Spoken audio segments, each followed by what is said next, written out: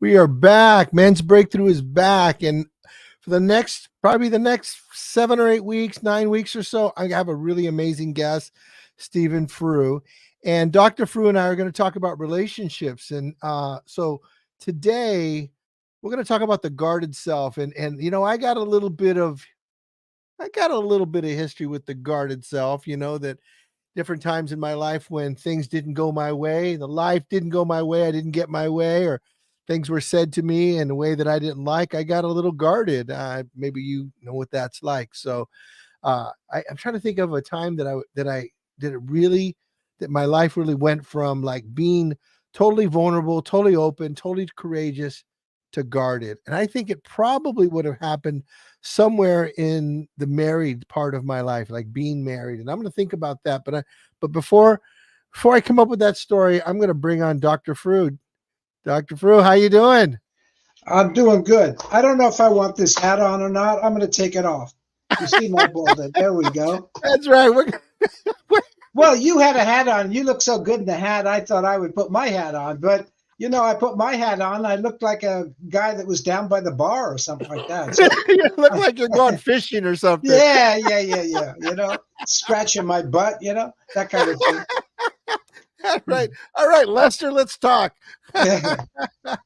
So what do you want to talk about today, Martin? I was thinking about like when I used to be like so open, like I didn't guard myself. I would like just say whatever I want. A little while today. We don't have that much time, but the time we have, we can be successful in the synagogue, church, or cathedral, whatever it is. So we're learning. Over those first, 10, 12 years, there's a lot of learning going on. Yeah. Now, you get to be an adolescent, and guess what happens? The hormonal cocktail takes over. You get to be horny cocktail thing, huh? Yeah, well, you get there, I had that. The first time you notice it in the 7th, 8th, or 9th grade, a girl, and you look at her and you go, oh, whoa. Her name was Susan. And you don't know what to do with that, but your heart is wide open again. Yeah. And there's some people who say, Robert Bly is a poet. He's gone now, but he's a wonderful poet. If your listeners check out Robert Bly. But for men, he's wonderful. He has a book, Iron John. It's wonderful. I have it. You told me about it. It's right here. It's a great, great, great book. Now, Robert Bly said, not only is it true what I'm talking about, but he said there's a place in adolescence where the heart of a young man opens. You all can kind of remember.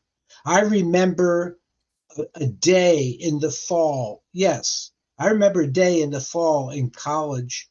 It was cold, as cool as New England. Leaves were blowing. I was walking from class in the afternoon over to my dorm, and I started to pirouette across the basketball court. I felt so free, so happy, so hopeful, so good.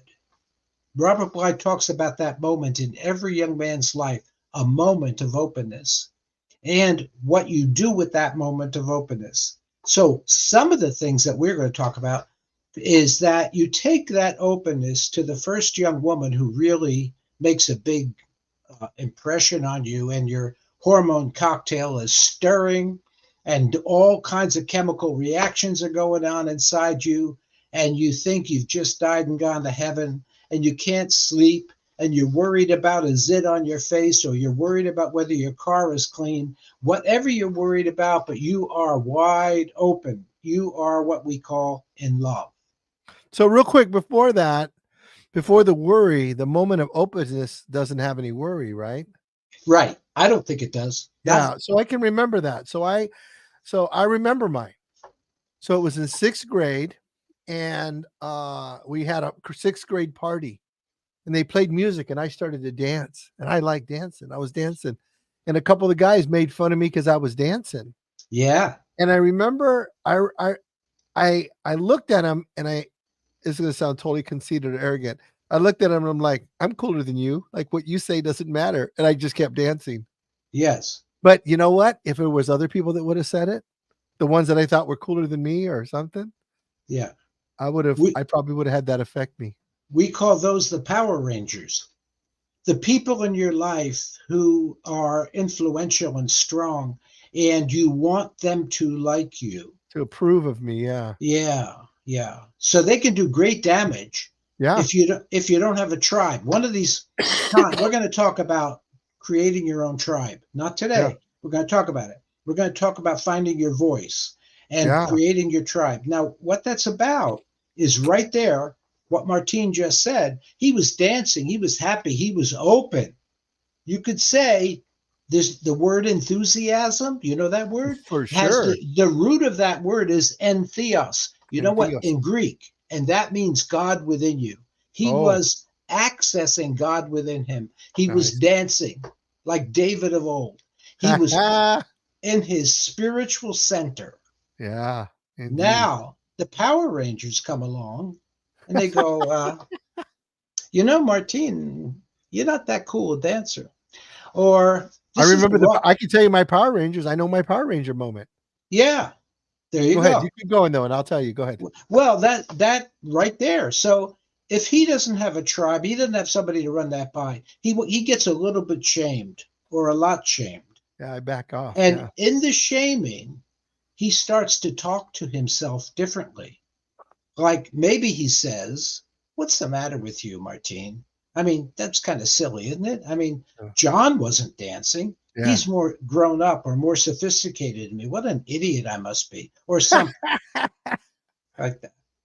So that's a moment in the guardedness. The guardedness starts to now reflect the guardedness of early childhood, where he learned that in the classroom, where he Yeah. learned that in the hat. Don't talk to your mama that way, where he Yeah. learned that stuff. Yeah. Now he's doing it at 15, 16, 17, 18.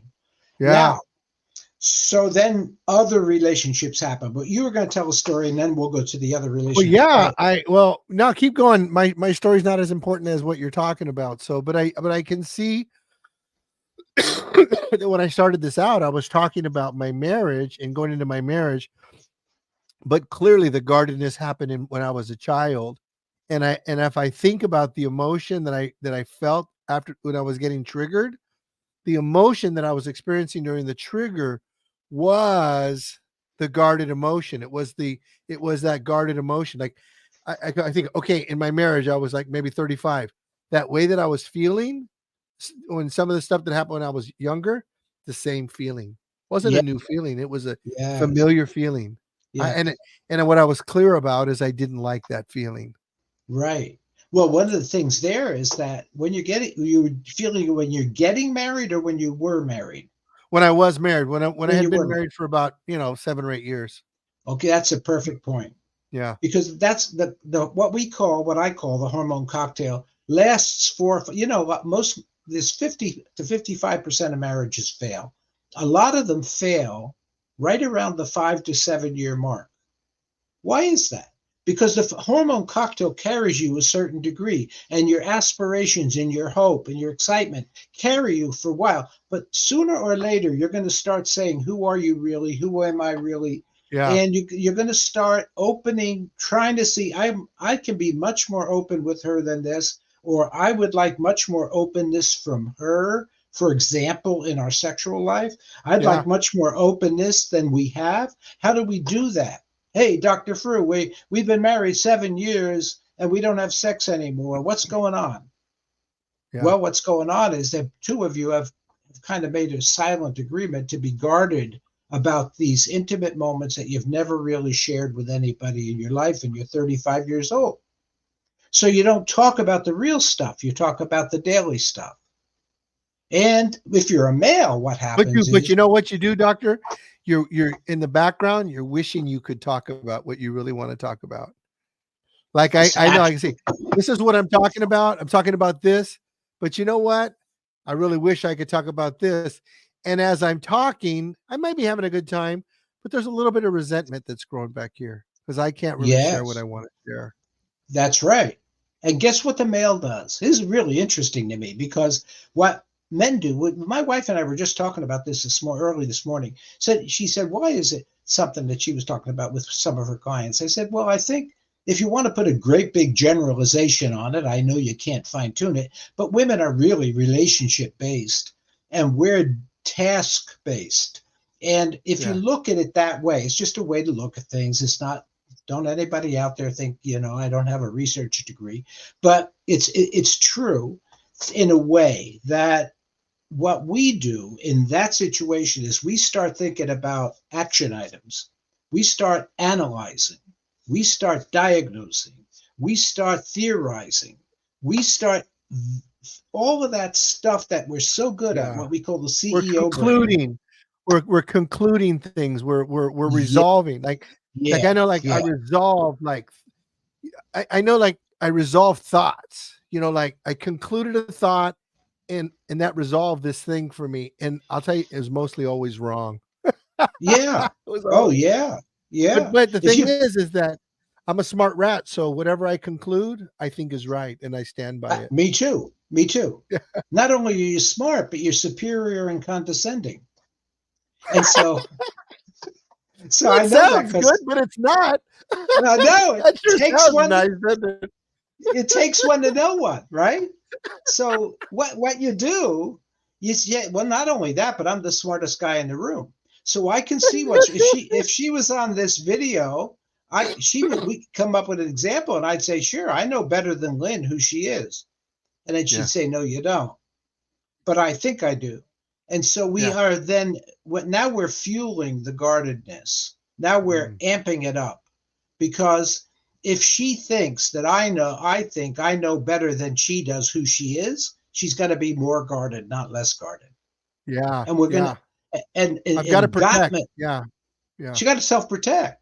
Well, yeah. I got to Gottman up protect. up in Washington calls it the four horses of the apocalypse. We do a thing on that. We should do a thing on that. But the first horse of the apocalypse, he says he can tell if a marriage is going to fail if he watches them fight for a 15-minute video. He can predict 90% of the time whether it's going to make it or not, because the Yeah. first horse of the apocalypse is criticism.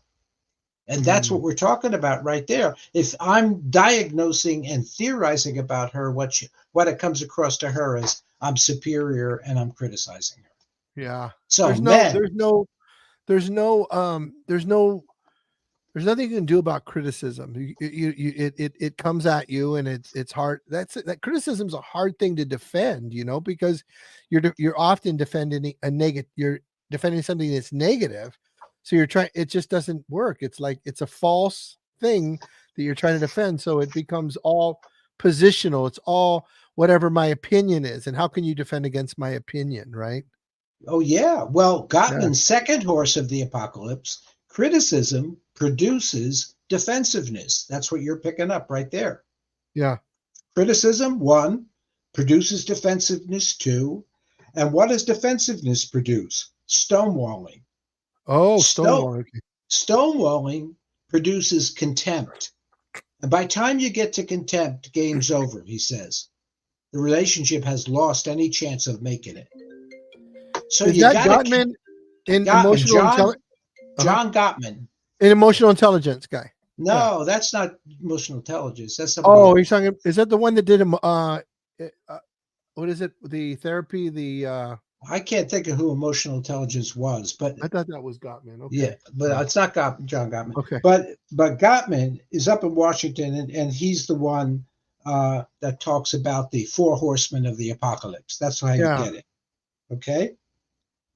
So I'm not going to look it up right now, but your listeners can. Emotional Yeah. intelligence is a different deal entirely, but it's very, very, very related to what we're talking about. Yeah. So now we're moving. How much time do we have, Let's Martin? go another 10 minutes or so. Yeah. Okay. So we're moving from childhood through adolescence. You want to look at childhood, your own, and then you want to look at it at adolescence, your own, and what you were dealing with there. And you go from that. Yeah, there's John Gottman. Um, you want to go from that to moving into young adulthood. And you're moving into young adulthood. Now, your ship it might be kind of rudderless by this time because you haven't had any therapy. You maybe have a poor relationship with your own mom and dad. You don't have a tribe. You've tried to get your approval by your good looks or by your charm, maybe. You try to buy it. Yeah, but it's it all does. superficial stuff. Yeah, it's pretty superficial. And you have to get in your young adulthood, you have to find your core, your center, your ground. Yeah, And that's what it's called, becoming a man. You got to find that. That's the yeah. voice. And that's the Wow. standards. That's the tribe. That's what that is. So now he's somewhere in young adulthood and he meets the love of his life, and she's just wonderful and she's open. Now, I want to put a parenthesis here. I don't want any young man out there who's listening to this or watching it to think I'm saying all the problems in a relationship are ours, Yeah. because they're not.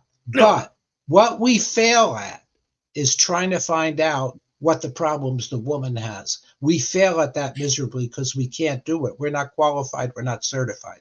Say She that again. has Say that again. So, okay, I got the first part. So the where we fail at is what? is when we try to diagnose the Yeah, woman. that's it. Yeah. Or She's we get responsible. diagnosed. She's responsible for that. So Yeah. if you got a relationship beginning, what the best rule you can possibly use is one my wife and I only discovered in the last 10 years. We've been together 40 years. In the last 10 years, is that I am 100% responsible for everything that's wrong in this relationship. And my faith is that she'll say the same thing to herself about herself. So Yeah. you got to establish, each of you doing your own inner work. That's real critical, because the Yeah. minute one of you starts trying to do the other person's inner work, you're on the road to failure and you're on the road to guardedness. That sounds to me like the opportunity of a relationship, Yes. versus the obligation of a relationship. So if I'm saying you're responsible for this relationship, that's the obligation of a relationship, right? Yeah. If I say, you know what, I'm going to take responsibility for this. I'm going to take 100% responsibility for this relationship. Now I'm living in possibility and opportunity. It's like, so what's the possibility? Like, if I was going to do that, what can I create? Well, how about if Yeah. I create a man that listens a little bit better? How about if I go, well, okay, I'm going to create a man that listens a little bit better. Well, I better go learn how to do that. Like, I'm not like a genie where I go poof and I create. I'm actually going to have to do some work around that. So where do I fall short? What am I good at? There's because there's so many men that are so good at so many things, but it's just like maybe that last 20%. It's like, hey, if you just focus on that 20%, this other 80%, you're doing great. It's that 20%. And the problem Yeah. with the 20% is you can do all this really, really great stuff for your wife, for your partner, whatever, and that and then but the 20% that you did wrong is the stuff that gets remembered, and so that's the stuff that hurts, that's the stuff that chips away at the relationship. The other things build the relationship, certainly, but if we don't have a way to recover from the stuff that we do that hurts the relationship, we don't have a system to come back and clean up the mistakes that we make or the accidents that happen. It's not even saying mistakes, it's like, I just, it was an accident, it was not my intention. So it's like we need those kinds of things, and if we don't, then we, like you said, we will become guarded. We You've become given guarded. you've been given a lot of thought to this. I can see that. And you're very articulate about it. There's Thank you. one thing I would add to what you're saying. Maybe the job of the young man, any of us, I think of it this way. My job is not to be loved. My job is to love. Yeah.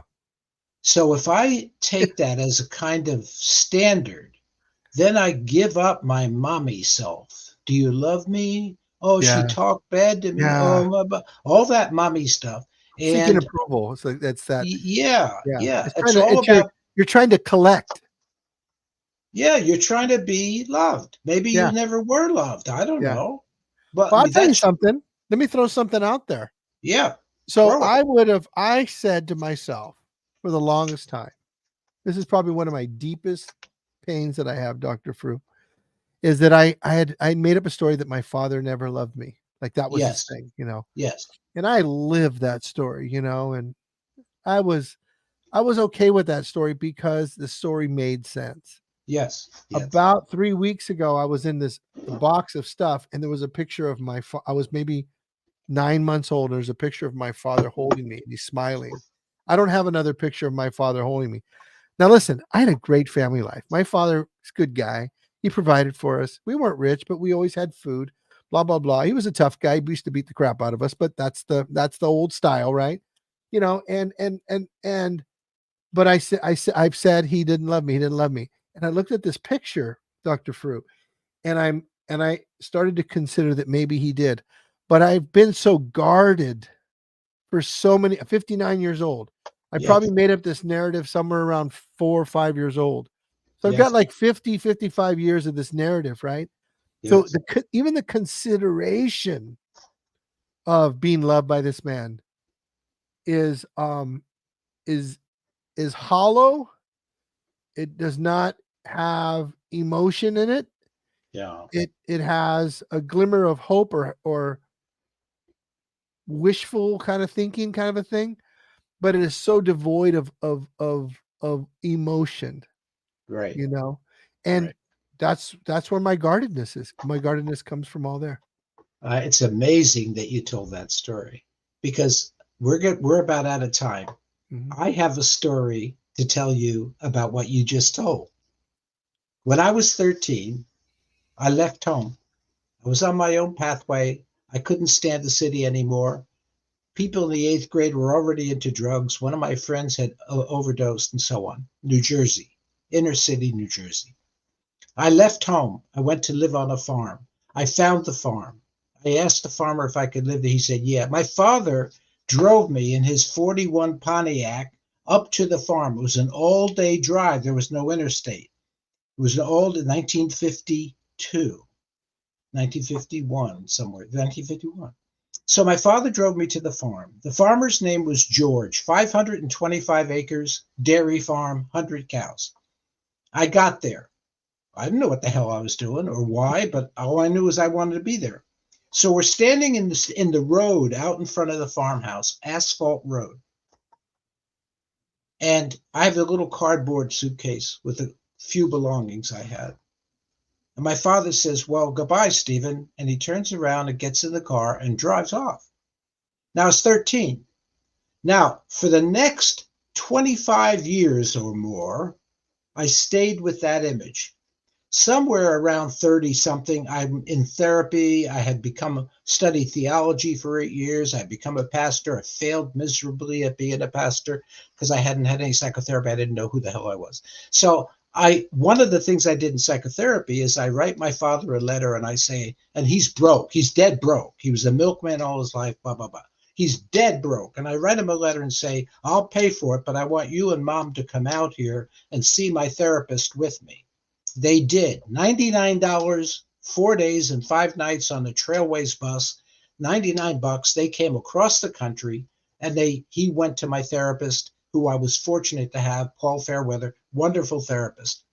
We're sitting in the office. My father, 5'5", Swiss immigrant, very, very simple man, uneducated, third grade. And he's talking to Paul. And Paul, who's very soft-spoken, Paul says, well, he clears his throat. He says, well, Stephen, why don't you tell your father why you wanted him here? And I say, well, I never felt like you loved me. You loved my brothers and my sister, but I never felt like you loved me. In fact, on the farm, when I left home, you didn't even say anything. You just said, well, goodbye, and you left. And he's looking at me, not an educated man, simple man. He says, that's not the way it was. I said, what? He said, you were my youngest son, and you always had a mind of your own, and I always knew I didn't want to get in your way. You sort of knew what you were doing. And so I didn't want to get in your way, and I didn't want you to see me crying. Mm. So I turned around, I got in the car, and I drove off. Wow. Wow is right. If anything went like, boom, turned the whole world upside down for me. He loved me so much, he didn't want me to see you crying, and he didn't want to stand in my way. If what I wanted to do at 13 was go live on the farm, then I guess I'm going to do it. That's what he knew. That's amazing. Yes. You know, So, we're just yeah, wrong. It's like, you know what I love about Men's Breakthrough and I love about the work that I've done is that I just found out this, you know what? So many times I was just wrong. just wrong. I was just Yes. wrong. It's like Yes. Oops. So wrap this up, Martine. That's as far as Yeah. I'm going to go today. Wonderful story. So what we're going to do is we're going to show up every 2 weeks on Tuesday around 4 o'clock. And just like and share this. My name is Martine Lopez. I'm a men's divorce coach. I was just coach men, not just in divorce, but in relationships. And Dr. Fu, please tell everybody about you, what you do, and how they can get a hold of you. Well, you can get a hold of me by texting me, 805-338-4286, 805-338-4286. I coach mostly men, a lot of men who are high performers, and who have kind of flattened out or lost their way or don't know the golden child within them very Mm, well. And so they've lived, I would say they lived a life as an orphan in an orphan psychology. And so we work hard to break that trance or that spell and invite them into living in the present moment, fully alive. I'm 85 years old and I'm still learning and growing. I love my life and I'm always eager to get out of bed in the morning. That's what we work on. yeah. That's And it. what you guys can count on me on this in the men's breakthrough and the hangout is that I'm really going to bring my real life here. So what Yes. we're having here is a version of therapy. I'm here. Yes. I'm going to Yes. show up as a coach myself, but also as somebody that's dealing with therapy. So, you can count on that. So if there's something you want to ask, send, just, put it in the comments and we'll talk about it, So thank you for coming and we'll see you real soon. Yeah.